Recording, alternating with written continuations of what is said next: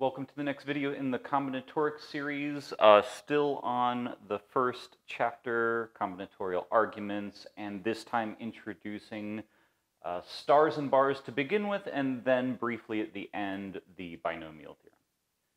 Okay, so before talking about some of those other things directly, let's kind of take as our entry point the idea of a multiset. So the most intuitive introduction to sort of the idea of a multiset is to think that it's kind of like an adjusted version of a set. The main thing, okay, so a set does not respect repetitions in a sense. So if you had, like I have on the screen, the set 5, 5, 7, the repetition of the 5s doesn't matter. You might as well just write it as the set of 5, 7. They're the same set. Multisets are not that way. They respect repetitions, so that the multiset 5, 5, 7 is not the same thing as the multiset 5, 7. So in a sense, sets count the number of things in the multiset. But keep in mind that they're still distinct from lists, right? So lists track order as well as repetition, and right? So multisets are not lists because multisets still do not respect the order in which the elements are listed. So for instance, the multiset 5, 5, 7 is the same multiset as the set 7, 5, 5. So multisets in a certain sense are kind of like an intermediate point between sets and lists, where sets do not respect order and they do not respect repetition. Lists respect both. Multisets respect repetition but not order. Now, because it's somewhat nice to view this in some way that can be built up from sets, let's think of multisets, or at least one other way to think about what a multiset is that it is a function from the set. So, right, continuing with my example of 5, 5, 7, the multiset 5, 5, 7, we can take the set of elements, which is just 5, 7, and map them to non-negative integers according to their quantity in the multiset. So, for instance, the multiset 5, 5, 7 we would regard as the same thing as the function with domain, the set 5, 7, mapping 5 to 2 and 7 to 1. We could even augment the domain if we wanted to, and sometimes we will, so that like maybe the domain is all the numbers from 0 to k minus 1 or something like that. But in any case, the basic idea will be the same, that we view any given multiset as basically the same thing as a map from the set to non-negative integers according to how many times they occur in the multiset. I should also note the way in which we define what the size of a multiset is, right? Because that could be a little bit ambiguous. So said roughly, it is how many elements the multiset has, and we do not need the elements to be distinguishable, by which I mean basically if we were, again, taking this example of the multiset 5, 5, 7, the two 5s are, in a sense, not distinguishable from each other, but still each one gets counted once when we're computing the size of the multiset. So the size of the multiset 5, 5, 7 is 3. And we can also kind of express this somewhat more mathematically if the domain of the function, right, when we view a multiset as a function with a domain mapping over to non-negative integers, then we can take the sum over all domain elements of f of I, right? So just what you write, so each element has a certain quantity in the multiset, which is represented by f of I, where I is that element. And if we just add together all the quantities, that's what we take the size of a multiset to be. Now, in a minute, just as we've already discussed counting up all possible words and all possible simple words, we're also eventually going to talk about counting up all possible multisets of a fixed size. But let's sort of ease into that, so to speak, by first talking about a famous counting method called stars and bars counting. And I like to introduce this by a sort of vivid example of a mean uncle, a mean old uncle. So there are a bunch of kids, let's say 5 kids, playing in a backyard, and mean uncle comes to visit them, and he has 10 candies, right? So you imagine that maybe we depict the candies. There are 10 of them. And this mean uncle is going to distribute the candies to the kids, but he is going to do so in proportion to how much he likes each kid.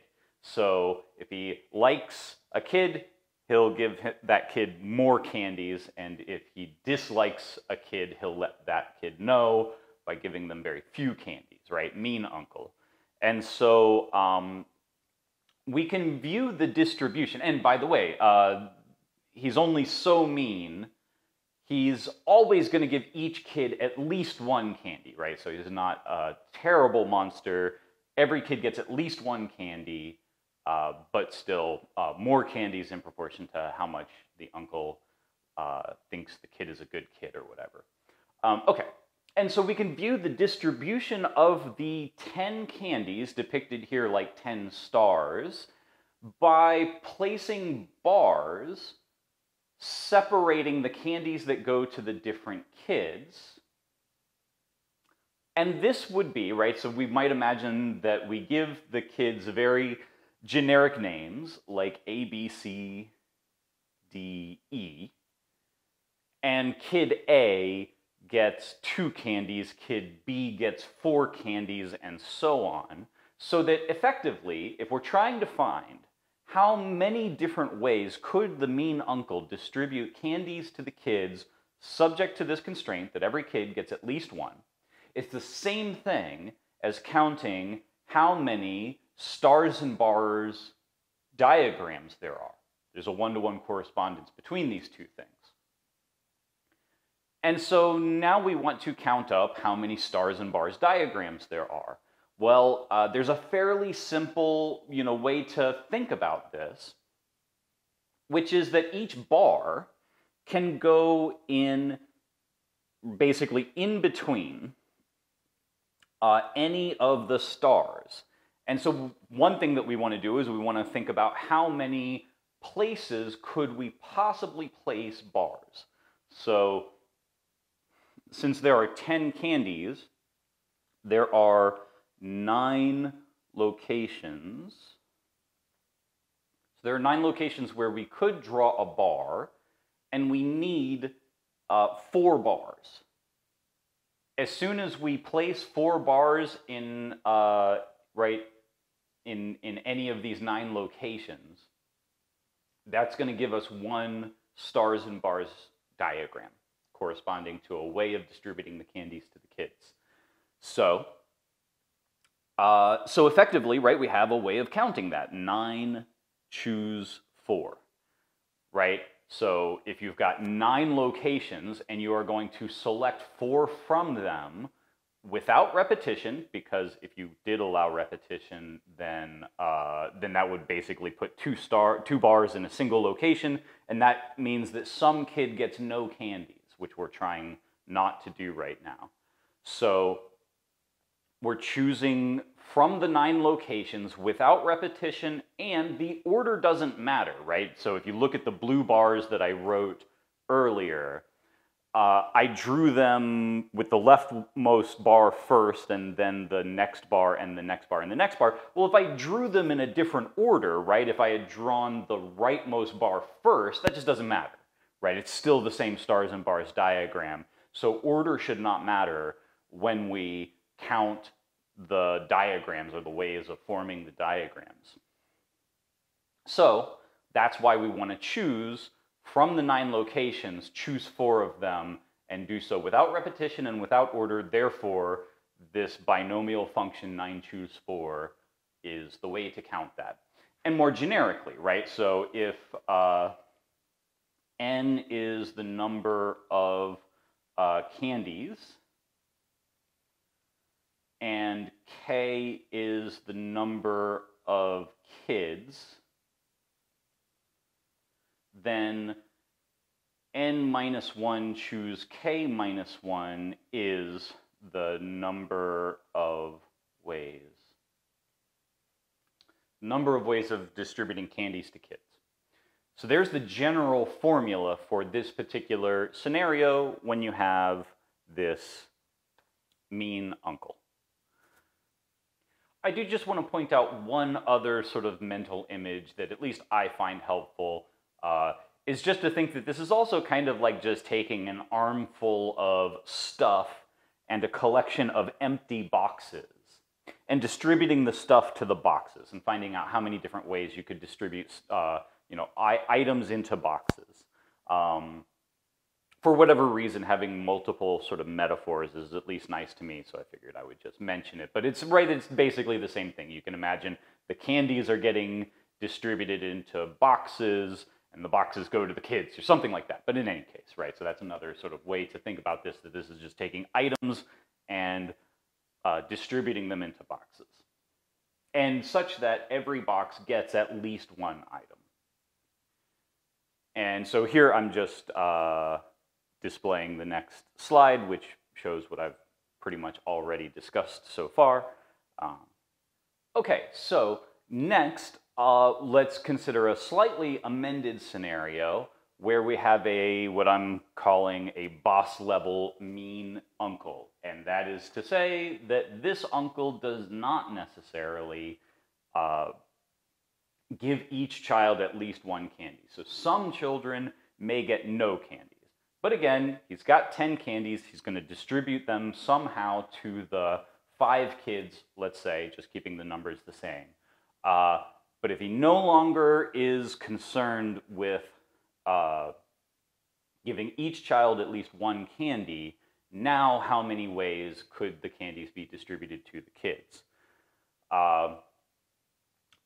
There's a slightly different, right? It's still going to be a stars and bars picture, but I think this time there's a slightly different way of counting all possible diagrams, which is more useful than trying to just repeat what we did last time. So I just want to give, to begin with, a depiction of what this could look like and how it could look different from the other diagram. So for one thing this time, a bar can go at the very start of the diagram, right? Like when the uncle had to give each child at least one candy, we could not put a bar at the start of the diagram, because whatever is to the left of that bar is how many candies go to the first kid, and that would mean 0, which we're avoiding. Well, now we're not avoiding that, so a bar can be the first symbol in the diagram. In fact, it could, right, the first several symbols could all be bars. It would mean that the first several children get no candies and the last child gets all the candies. So anyway, here's right here is one particular stars and bars diagram where child A gets no candies, B gets 2, C gets 0, D 2, E all the rest. Now, how many diagrams are like this? Well, I think there's a very nice way of counting this, which is that this is all possible words, words, where the words are taken from the alphabet of bar star, right? So if we recall what we said long ago about alphabets and words, then we can regard every diagram as a word formed from the alphabet bar star. Now, what's the length of the word going to be? Well, we know there are 10 stars for the 10 candies, and there are 4 bars for the to separate things for the 5 children. So in total, there's 10 plus 4 characters in each word. And so in this particular case, that's 14. So in effect, we're going to form a word of length 14. And one way to view this is that it's a word of length 14, and of all these characters, I want to choose 4 of those characters to be bars. I could also, conversely, choose 10 of them to be candies, so it doesn't matter which way you do this. But one way or another, we get to a formula, and so if we said that there are 14 characters in total, and I'm going to choose without order and without repetition because, like we want to, right, the order in which we choose them just intuitively shouldn't matter, because if I drew the first bar and then the second bar, it should be the same thing as if I drew them in a different order, it would still, again, be the same diagram. Anyway, so there is how many ways the mean uncle could distribute the candies to the kids. And more generally, when there are n candies, k kids, then, right, we're always going to do, right, we know the diagram is going to have n stars. The number of kids minus 1 is how many bars, yet again. And so n plus k minus 1 is how many characters are in the word. That's the length of the word that we're going to be trying to count up. And then k minus 1 is how many we want to choose to be bars, or conversely, right, this is in fact the same thing as if we did n plus k minus 1 choose n. That would be where we're choosing n of them to be candies or stars in the diagram. And these are the same number. You can confirm it if it's not already clear. But just writing out their definitions, and you can prove that these are equal to each other. Okay, now I showed one way of arriving at this formula. There's also another way. I've described it in the slide, but I think I actually like the thing that I wrote up in the slide less than what I like as I've described it just now. So I won't necessarily talk about what's in the slide, but you can read it over. It's also a semi-famous way of deriving the stars and bars formula. And so here I'm, again, continuing with this alternate derivation of the same formula.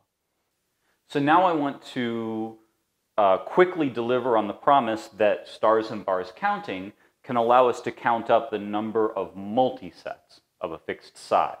So in this demonstration, I'm going to take as our canonical set bracket k, and I'm going to illustrate this with k equal to 3, so that bracket 3 is the set 0, 1, 2.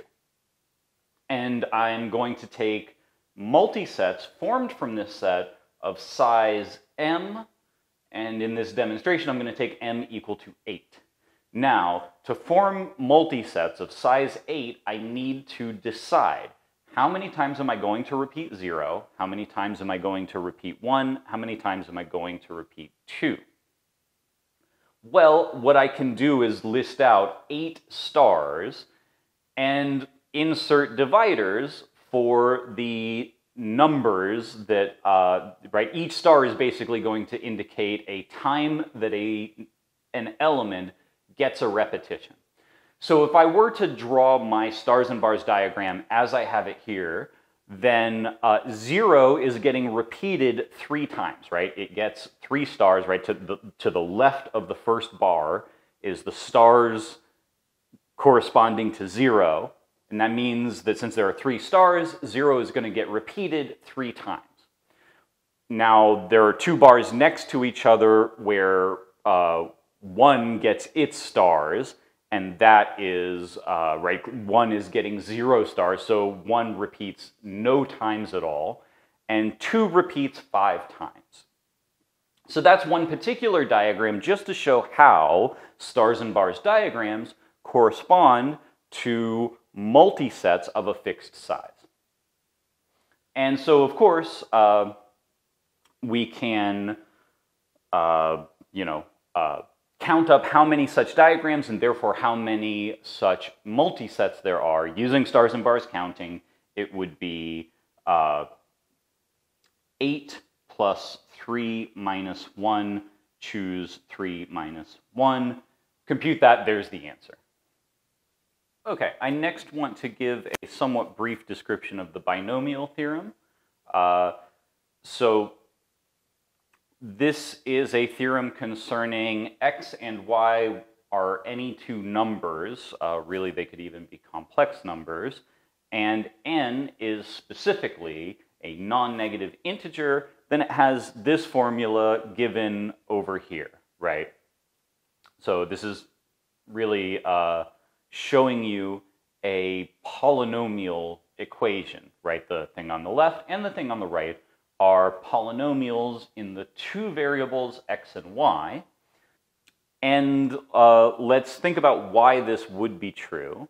So I've written an equation on this slide. It got cut off as I expanded it, but you can pretty well here, let me see if I can sort of jot down over here what it should be showing, which is x squared plus xy plus y squared times x plus y.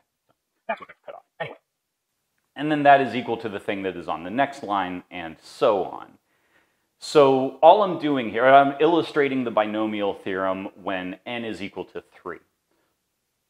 And so all I do is I write out 3 copies, I distribute.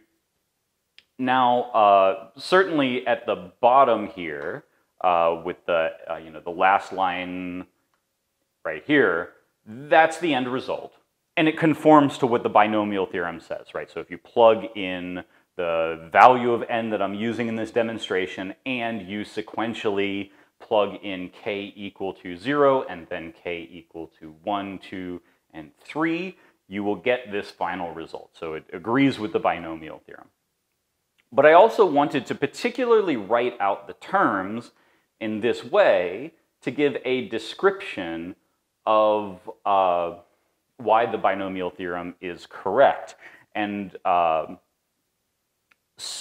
basically, I want to see this result as coming from these 3 factors especially, and the terms that you get by making choices as you distribute, right? So, we know that when you multiply the first x plus y times the second x plus y, part of what you're going to get is an x times an x.